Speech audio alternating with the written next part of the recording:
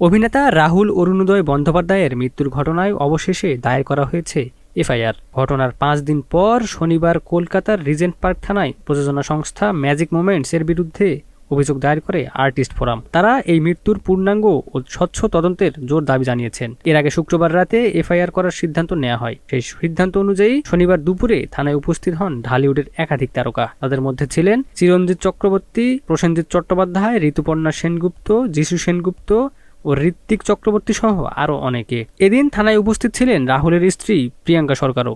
এ সময় তাকে বেশ ভেঙে পড়া অবস্থায় দেখা যায়। তিনি নিজ হাতে অভিযোগপত্রে স্বাক্ষর করেছেন, যা মামলাটিকে আরও গুরুত্ব দেবে বলে মনে করছেন সংশ্লিষ্টরা। উল্লেখ্য, গত ২৯ মার্চ উড়িষ্যার তালসারি সমুদ্র সৈকতে ভোলে বাবা পার করেগা সিরিয়ালের শুটিং চলাকালে পানিতে ডুবে মৃত্যু হয় রাহুলের। তার মৃত্যুকে ঘিরে এখনও রয়ে গেছে ধোঁয়াশা ও নানা প্রশ্ন।